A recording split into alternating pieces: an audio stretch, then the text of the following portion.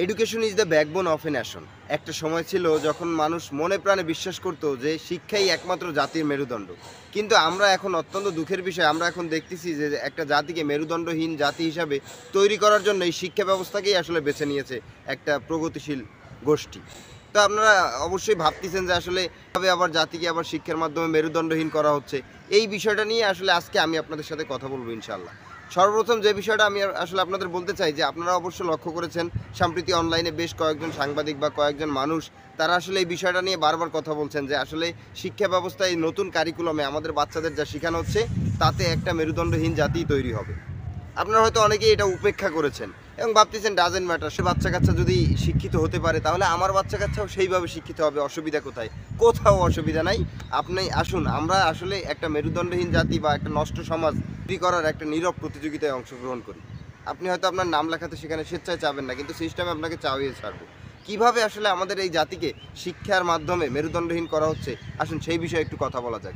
প্রথমত যে বিষয়টা হচ্ছে যে বর্তমানে এই বিদ্যালয়ে আমার সন্তানদের বা আমার ভাই বোনদের কী শিক্ষা দেওয়া হচ্ছে, কিভাবে ঘুমাবেন, কিভাবে বিছানা গুছাবেন, কিভাবে ডিম ভাজবেন, কিভাবে আলু ভর্তা করবেন।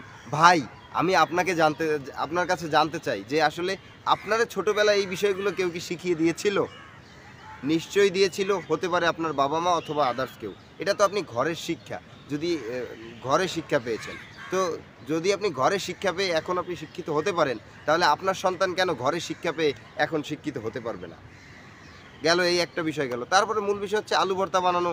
এগুলো আসলে যদি পাঠ্য বইতে শিক্ষা দেওয়া হয়, মানলাম যে আমার সন্তানদের আসলে বর্তমানে অভিভাবকরা এতই ব্যস্ত হয়ে পড়েছে স্মার্ট ডিভাইস নিয়ে যে তার সন্তানদের দিকে আসলে লক্ষ্য করার তাদের সময় থাকে না। বিধায় তার সন্তানরা আসলে পরিবারের দেওয়া শিক্ষাটা স্কুল থেকে নিতে হচ্ছে।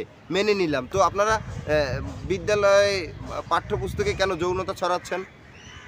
বলবেন হ্যাঁ, এটা অবশ্যই একটা আবশ্যকীয় শিক্ষা। কেননা আমরা জানি যে এইচআইভি বা নানান রোগ আছে, মহিলাদের যে নানান রোগ আছে, যে রোগগুলো পিরিয়ডিনকালি হয়, অযত্নের কারণে হয়, ইত্যাদি ইত্যাদি।